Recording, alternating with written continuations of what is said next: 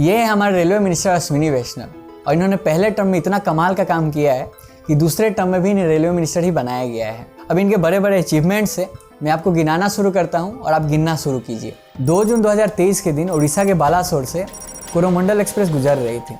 अब fault signal की वजह से वो ट्रेन जाकर एक गुड ट्रेन से टकरा जाती है और इसी की वजह से उसके 21 डब्बे पटरी से उतर जाते हैं। अब ठीक उसी समय हावड़ा एक्सप्रेस वहाँ से गुजर रही थी और बिखरे हुए डब्बे में टकरा जाती है। अब ये ट्रेन एक्सीडेंट इतना भयानक था कि इसमें 300 लोग मारे जाते हैं और 1000 से भी ज़्यादा लोग घायल हो जाते हैं। फिर इसी साल मार्च में 2 गुड्स ट्रेन आपस में टकरा गए। फिर जून में कंचनजंगा एक्सप्रेस एक गुड ट्रेन से टकरा जाती है, इसमें 4 लोग की जान चली जाती है और कई लोग घायल हो जाते हैं। फिर जुलाई में डिब्रूगढ़ चंडीगढ़ एक्सप्रेस यूपी के गोंडा में डिरेल हो गई। अब इस वजह से 2 लोग मारे गए और कई लोग घायल हो गए। और हाल ही में 30 जुलाई को मुंबई हावड़ा एक्सप्रेस ट्रेन का एक्सीडेंट हुआ था। अभी इस एक्सीडेंट में लगभग 18 से 20 डब्बे पटरी से उतर गए, 2 लोगों की जान गई और 18 से 20 लोग घायल हो गए। अब आपको बता दें कि जुलाई के सिर्फ 13 दिनों में ही 60 ट्रेन एक्सीडेंट्स हुए हैं। अब लोग पहले ही ओवर क्राउडिंग से परेशान थे। अब लोगों के मन में ये डर है कि ट्रेन से सफ़र करना सेफ है भी या नहीं। अगर आप पूरे दुनिया के रेलवे सिस्टम को देखोगे तो इंडियन रेलवे में सबसे ज़्यादा एक्सीडेंट होते हैं और काफ़ी अनसेफ माना जाता है। 2023 में लगभग 48 ट्रेन एक्सीडेंट्स हुए हैं, जिसमें से 36 एक्सीडेंट्स डिरेलमेंट की वजह से हुआ। वहीं पिछले 5 सालों में 18 एक्सीडेंट ऐसे थे जहाँ पे ट्रेन आपस में टकरा गए और लगभग 3.5 महीने में एक ऐसा एक्सीडेंट होता है जहाँ पे ट्रेन आपस में टकरा जाते हैं। अब जब से बीजेपी ने अश्विनी वैष्णव को रेलवे मिनिस्टर बनाया है तो उन्हें लग रहा होगा कि काफ़ी प्रोग्रेस हो रहा है, काफ़ी डेवलपमेंट हो रहा है, लेकिन असल में देखा जाए तो डेवलपमेंट पीछे की तरफ हो रहा है। पहले स्लीपर क्लास में भीड़ हुआ करता था, अब AC first year second year में भीड़ हो रहा है। पहले 1-2 ट्रेन एक्सीडेंट हुआ करता था, अब सिर्फ 13 दिनों में 60 ट्रेन एक्सीडेंट्स हो रहे हैं। अभी हमें ऐसा इमेज दिखा रहे हैं कि हमारे इंडिया में बुलेट ट्रेन आएगा, वंदे भारत चलेगी, लेकिन असल में फ्लैशी इमेज दिखाकर हमें ये परोसा जा रहा है। अब सिस्टम को या फिर अथॉरिटी को कोसना तो होता रहेगा, लेकिन यहाँ पे सवाल उठता है कि आखिर इतना एक्सीडेंट हो क्यों रहा है, इसके कारण क्या है और गवर्नमेंट को पता होते हुए भी वो लोगों के जान के साथ क्यों खेल रहे हैं। क्यों बेपटरी हो जाती है ट्रेनें? There were headless bodies around. There were severed arms lying around, severed limbs.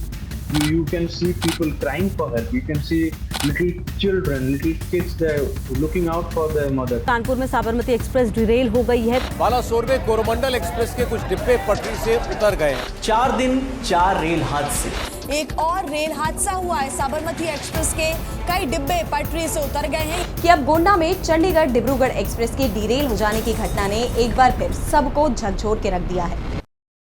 Indian railways world का 4th लार्जेस्ट रेलवे नेटवर्क है और इसीलिए 23,000 ट्रेन रोज चलती है। 8,000 गुड ट्रेन होते हैं और लगभग 13,000 पैसेंजर ट्रेन होते हैं और इंडिया का सबसे चीपेस्ट ट्रांसपोर्ट भी है, इसीलिए रोज़ लगभग 2.5 करोड़ लोग इससे ट्रेवल करते हैं। अब इंडिया में ट्रेन एक्सीडेंट का सबसे बड़ा रीज़न होता है पटरी से ट्रेन का उतर जाना और CAG के रिपोर्ट के मुताबिक 2018 से 2021 तक जितने भी ट्रेन एक्सीडेंट हुए हैं, हर 10 में से 60 ट्रेन एक्सीडेंट ट्रेन पटरी से उतर जाने की वजह से हुआ है। अब इंडिया का रेलवे सिस्टम 80-70 से चला आ रहा है, जो कि काफ़ी पुराना है और धीरे धीरे बहुत ब्रॉड हो चुका है। लेकिन यहाँ पे दिक्कत ये है कि ओवरबर्डन की वजह से मेंटेनेंस पे बात आ जाता है। फेडरल ऑडिट के रिपोर्ट के हिसाब से 30 to 100% तक जितने भी ट्रैक्स पे इंस्पेक्शन किया जाता है उसमें डेफिशिएंसीज पाया गया था। अब ट्रैक्स का कंडीशन सीजन के हिसाब से भी ख़राब होता है। अब इंडिया में एक्सट्रीम वेदर कंडीशन होते हैं, गर्मी में बहुत ज़्यादा गर्मी होता है, वहीं विंटर्स में बहुत ज़्यादा ठंडा होता है। अब गर्मियों में हीट की वजह से जो ट्रैक्स है काफ़ी फैलने लगते हैं, वहीं विंटर्स में सिकुड़ने लगते हैं और इसी वजह से जो ट्रैक्स का ज्योमेट्रिकल अलाइनमेंट होता है वो बिगड़ जाता है और एक्सपर्ट्स का मानना है कि मेंटेनेंस सबसे बड़ा इशू है। अब कुछ एक्सपर्ट्स का कहना है कि ट्रैक्स के ऊपर बहुत कम टाइम में बहुत ज़्यादा ट्रेन चलाया जाता है और इसी ओवरबर्डन की वजह से मेंटेनेंस का उतना टाइम नहीं मिलता है। अब आपको यहाँ पे लग सकता है कि रेलवेज़ का मजबूरी है क्योंकि उन्हें बहुत ज़्यादा ट्रेन चलाना पड़ता है और ट्रैक्स बहुत कम है। अगर वो ज़्यादा टाइम लेंगे मेंटेनेंस के लिए तो ट्रेन बहुत ज़्यादा डिले होगा। लेकिन कुछ ऐसे भी डाटा से जिससे पता चलता है कि अगर टाइम भी हुआ तो ये लोग नहीं चाहते हैं कि ट्रैक्स का अच्छे से मेंटेनेंस हो। 2022-23 में रेलवे का रेवेन्यू था 1.2 लाख करोड़ और ट्रैक रिन्यूअल के लिए 13.5% यूज़ किया गया।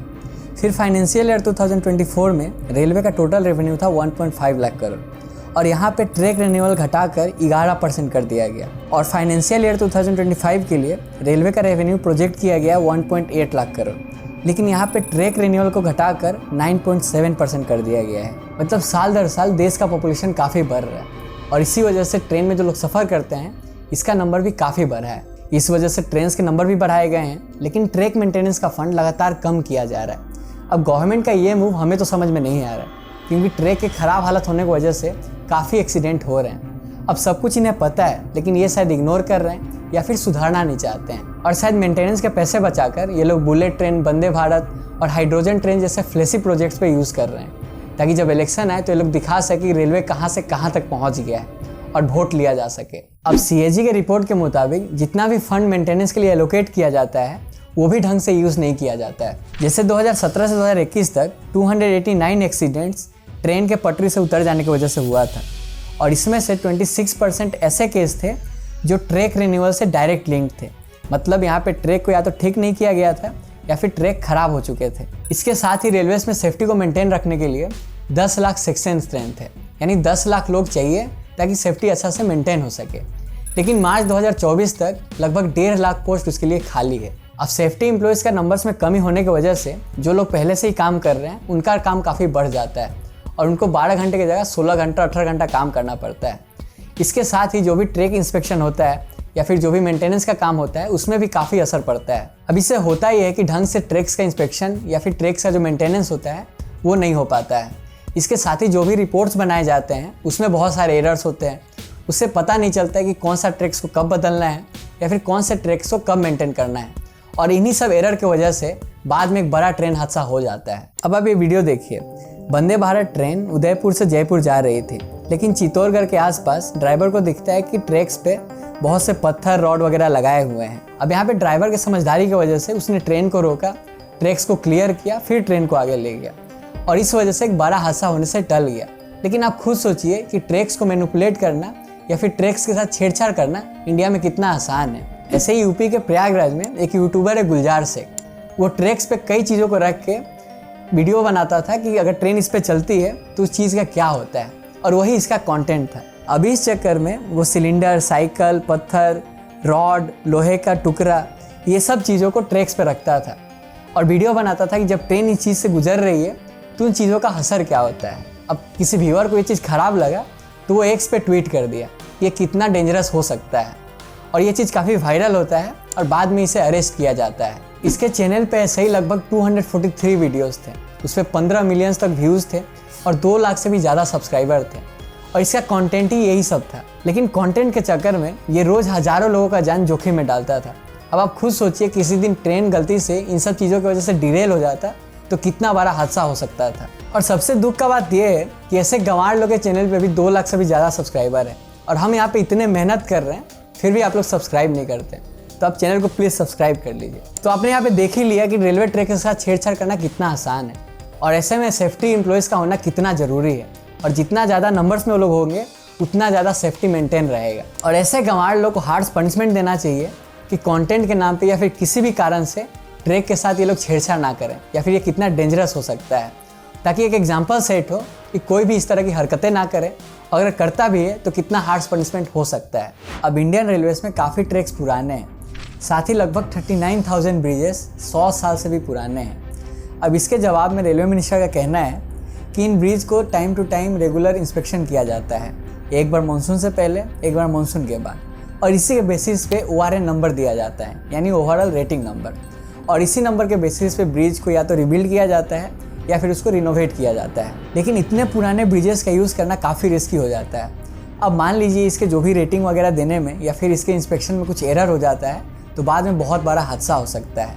इसीलिए जो भी रेलवे सेफ्टी के एम्प्लॉयज़ हैं उनका नंबर बढ़ाना होगा कि इन सब का जो भी इंस्पेक्शन है वो ढंग से हो। अब इंडियन रेलवेज़ में 2 तरह की कोचेस होते हैं, एक ICF और दूसरा होता है LHB।